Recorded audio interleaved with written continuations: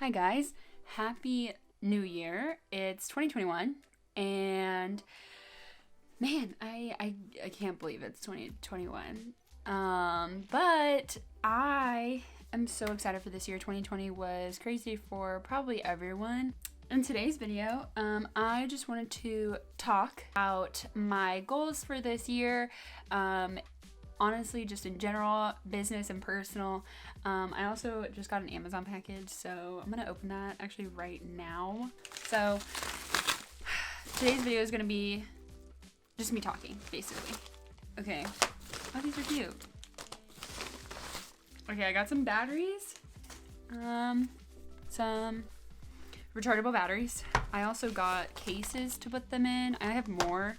And then, this is what I'm really excited about. I have a lot of batteries. Oh my gosh.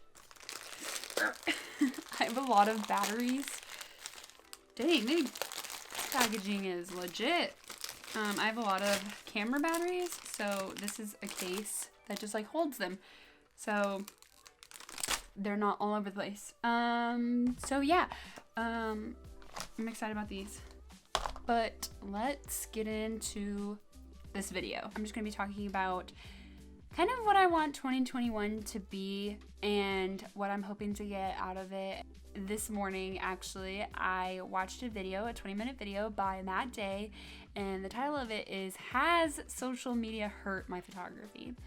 And I don't know how many of you have watched The Social Dilemma on Netflix, but I highly recommend it. It gives a different perspective of how social media can influence and impact just our lives in general. In Matt's video, he just talks about how he took 2 weeks off, the last 2 weeks of December, just took off social media and actually deleted all of his Instagram photos, 3,800 of them.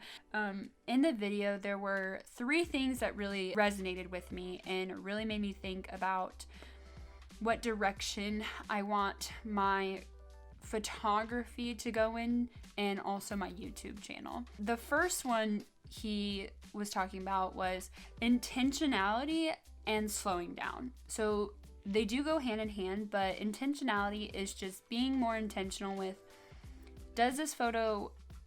do I want to share this photo? Do I feel compelled to share this photo? Do I feel, basically just slowing down and just thinking about these things, because sometimes, we think of a photo concept, we photograph it, we edit it, and then we publish it on Instagram or Twitter or wherever you post your work.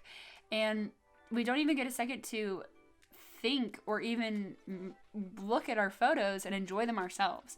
And that is something he talked about in the video as well. It's a much better explanation of everything because it's his words.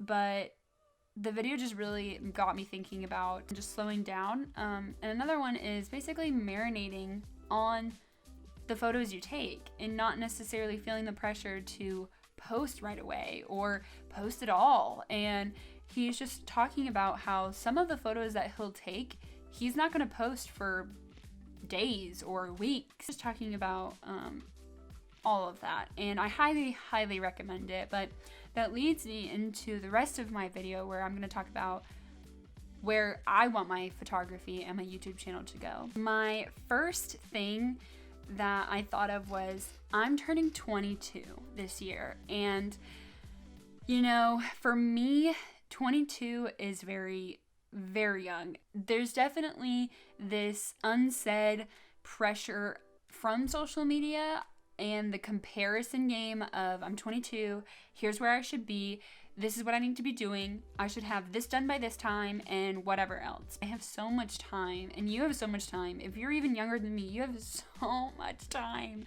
to do things, and to not put this pressure on yourself is, I feel like, can allow you to just create more that you're proud of. Understanding time it's all on our side, and I have so much time to build my career and even change my career or go in a different direction in my career. Whatever that leads, I just need to know and remind myself that it's okay that I'm not where other people are who are my age. That's okay. And yeah, so my next one is my YouTube channel, and I haven't been posting, and that's okay. I know a lot of people committed to things or wanted to commit to things during quarantine and make all these things, do all these things, finish all these projects. And, you know, sometimes quarantine was just like a mix of 3 months and you didn't know what day it was, and that's totally okay.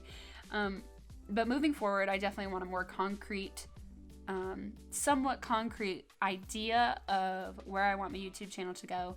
And honestly, I'm not even going to rely on people asking me questions. I'm just going to start putting stuff out that I feel that I haven't really seen much of, or that I feel I could contribute to in a different way. More a day in the life of, more like, you know, taking you guys on shoots, behind the scenes type of stuff. I know I've done some of that. I know I haven't finished some of the series, so I'm hoping to finish those soon as well.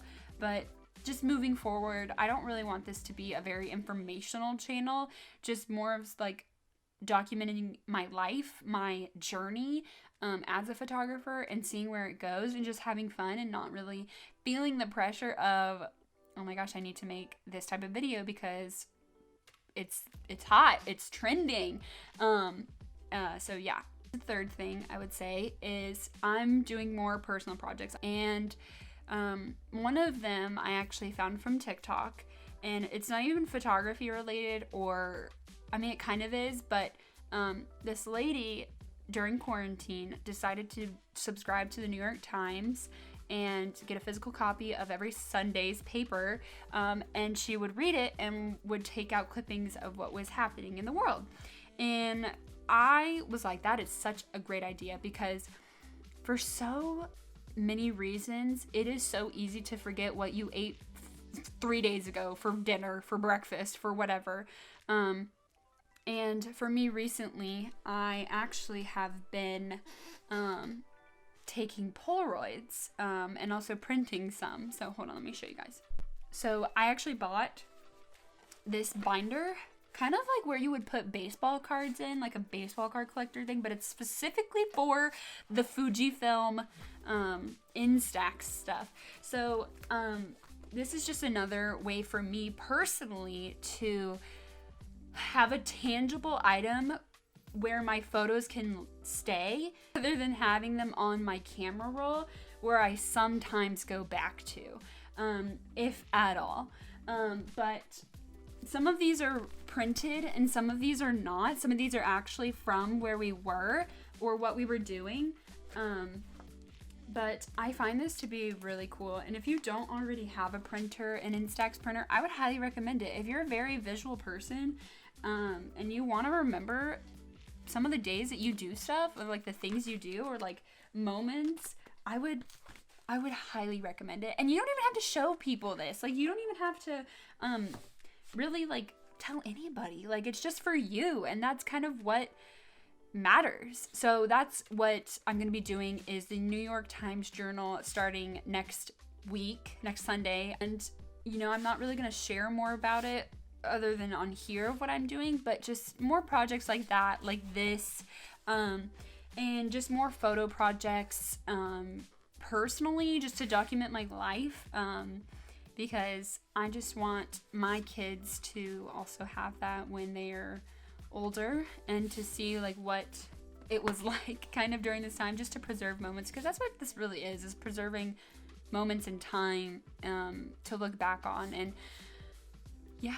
And my last goal is, it's not really my last goal, but it's just another thing playing off of my personal projects, is to just sell more from my print shop that I made, or to also make more prints. It's so easy to forget about the photos that live on our camera rolls, to live in our Google Drive, our Google Photos, our cloud, wherever you store things, on a USB, on a SD card, on a hard drive, wherever you store them, and to forget about them and to not really see them ever again, or in a few months or whatever, and you just forget them. I don't know, but I want to encourage people to buy more prints and to print their photos, and even for me to print my photos, hang them up. I actually have one hanging on my wall on the other side. Actually, I do have other goals, but these are some of my most important ones that I felt I wanted to share. I'm excited for this year. I'm excited for 2021. I know that if I strive for a very high thing and I miss the mark, that's okay. It wasn't really a quote, but it was from a podcast from Jai Long's Make Your Break podcast. He was saying how striving for a unrealistic goal and not achieving it is better than having a realistic goal and not achieving it, because it's realistic, right? I mean, if you have an unrealistic goal and you barely miss it, you surpassed your realistic goal. And I was like, that was a catalyst for me to choose my goals of where they are. And, you know, some of the goals I mentioned might be practical. That's okay. As of right now, they are not practical, but if I meet them, that's great. If I don't, that's okay. But I really want to encourage you guys to just sit down, to just watch Matt's video as well. I hope that this year for you is going to be amazing, and that you set those unrealistic goals and that you do meet them. And even if you don't be so hard on yourself. You did the best you could, and you can see the progress that you made. So this is the first video of 2021, and I'm so excited for where this year is going to go. And I'm excited to bring you guys along with me. I hope you guys have an amazing week ahead, and I will see you guys in the next video. Don't forget to subscribe, hit that notification bell, and also hit the like button for me. Also, leave a comment about what goal you're going to work on this year, or what goal you're going to set for yourself that you're going to try to achieve. I want to hear about it. So, okay. Bye, guys.